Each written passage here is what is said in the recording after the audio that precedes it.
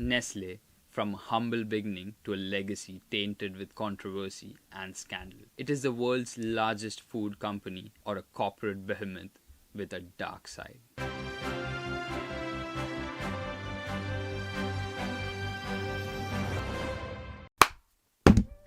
Yes, guys, welcome back to the Shoshin Mindset channel where knowledge is power. Today, we are exploring the dark reality of Nestle, the world's largest corporation. So, buckle up because we are revealing some shocking truths about the company that many of us has grown up. So, let's start with the origins of Nestle. The giant's origins trace back to Henry Nestle, who started with good intentions but whose legacy has been overshadowed by the corporation's unethical policies. Henry Nestle was a German-Swiss entrepreneur who founded this company at the age of 53 in 1865. Nestle was involved in various entrepreneurial ventures, including the production and sales of nut oils and the development of condensed milk products, until one day the company focused on producing infant formula. Henry, motivated by personal tragedy, his wife was unable to have children, developed a milk-based baby food aimed at reducing infant mortality. This innovation was the seed that grew into a $119 billion industry.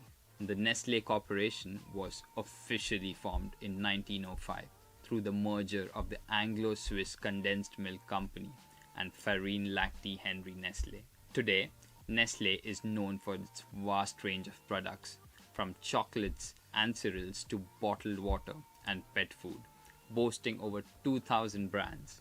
However, the company's history is marred by numerous controversies. One of the earliest and the most notorious scandals involved is the baby formula. Nestle aggressively marketed its formula as a superior to breast milk, particularly in developing countries, undermining breast milk, particularly in regions where mothers couldn't read instructions due to the language barriers. They paid sales models to dress as nurses and distributed free samples, misleading mothers into believing that the formula was a healthier choice. But before we move on, guys, I have a request. If you could please subscribe to my channel if you still haven't, and watch all the way through for some shocking truths and share them with your friends as well. So moving on to the baby formula, this practice led to a decline in the breastfeeding, exposing infants to increased health risks due to the lack of clean water to mix the formula. The company's relentless pursuit of profit didn't stop there.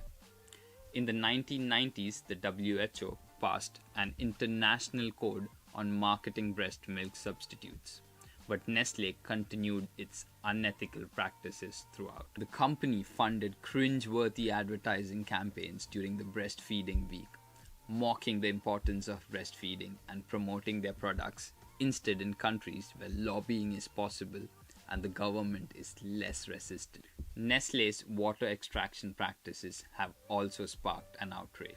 An important concept here is absolute capture. This legal principle allows landowners to pump as much groundwater as they want, as long as they own the land above it.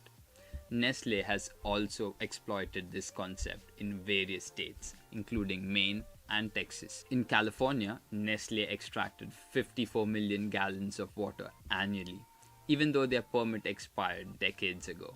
In 2021, the California State Water Resources Control Board issued a cease and desist order, stating that they had no valid water rights for the amount of water they were diverting from Strawberry Creek.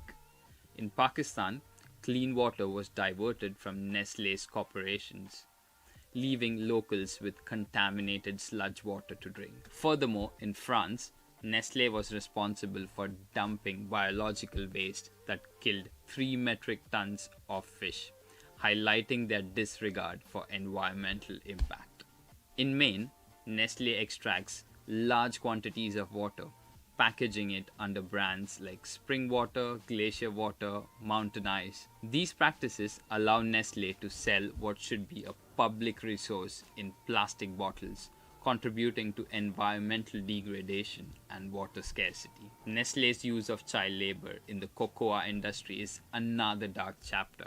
Despite pledges to eradicate child labor, Nestle has continually missed deadlines and failed to deliver on its promises. The company's so-called partnership with Fairtrade, Rainforest Alliance often serve more as a greenwashing tactics rather than genuine efforts to improve conditions, including on their flagship product, the Kit Kat. Nestle isn't just a food company, it's a mafia that controls vast environmental resources, often prioritizing profits over people's necessities. With over 2,000 brands, Nestle's influence is pervasive. It's nearly impossible to shop without buying a Nestle product. Over the years, the company has acquired numerous small brands, often pushing out their competition. In 2002, Nestle demanded 6 million from famine-stricken Ethiopia, citing the principle of matter is more important.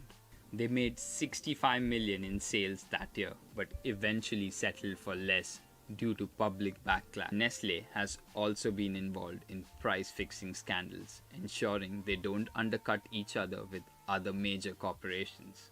To sum up, Nestle's history is a blend of innovation and exploitation, making it a prime example of capitalism's double-edged sword.